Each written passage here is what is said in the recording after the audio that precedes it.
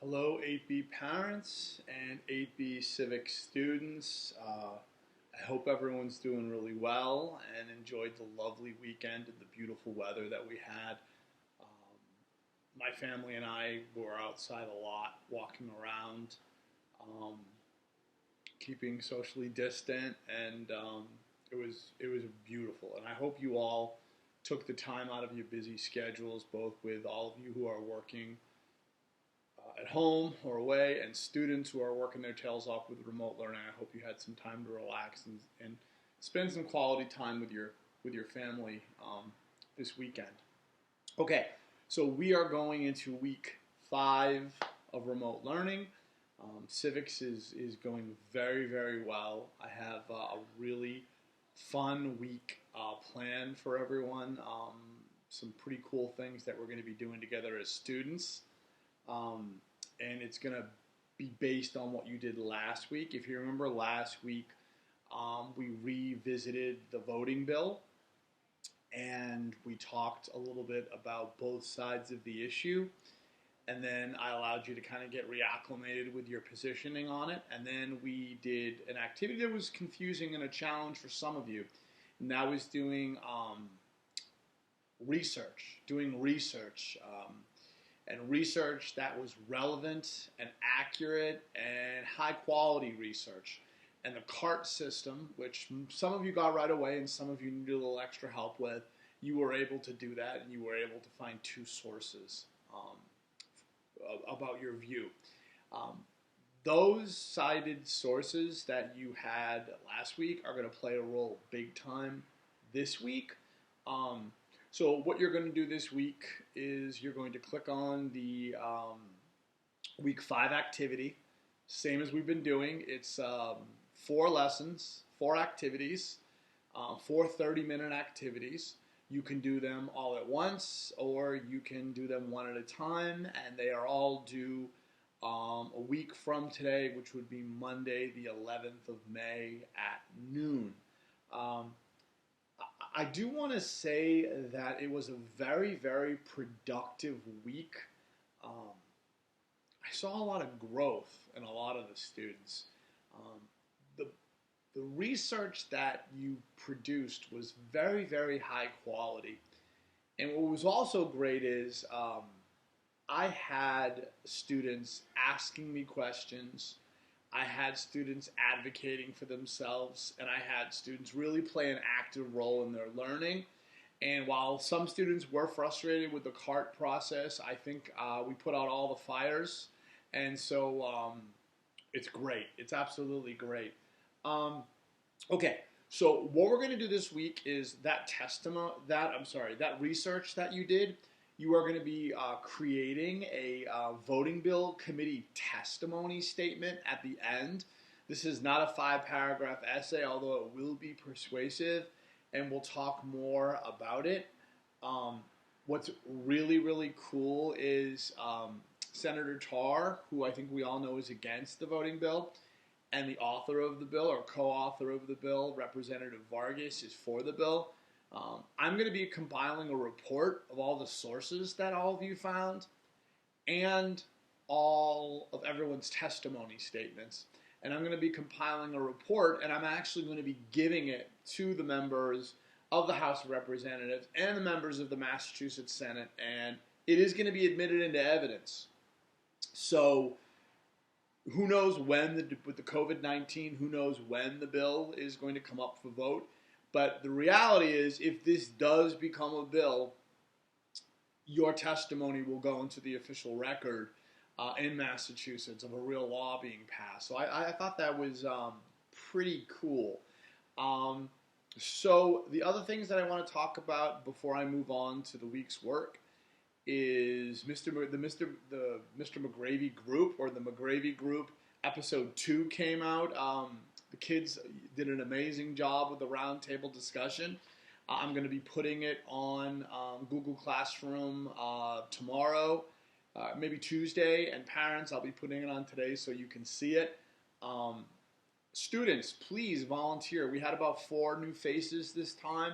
I'd love to see more of you come on the show. So episode 3 we'll be filming this week. The other thing is two more quick little updates.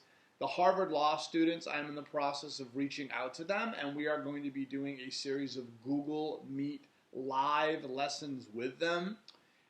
It's going to be totally optional, and you do not have to do it, but it will be an opportunity for us to get reacquainted with the Harvard Law students who have been a huge role of our success this year in civics.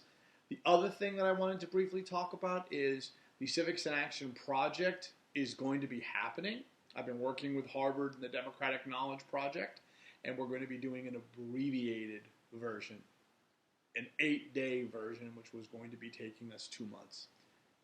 If you are not into the Civics in Action project, there is going to be a research alternative where you will research a group of kids your age who are doing a Civics Action project. So you got to pass on this. So if you're like, I'm not doing this, Mr. McGravy, no worries. Don't worry about it. You will have options. Okay, so those were a couple announcements. So the way that the week works, the breaks down, I actually, there's not a lot of heavy lifting at the beginning of the week.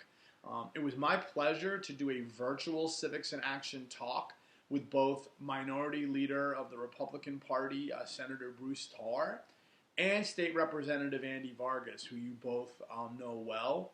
It was great. I got to talk to both of them, and the reason why I didn't involve students is because taping these, the more people in it, the more grainy it gets. So what I've done is, on Monday, today, you will watch Senator Tarr.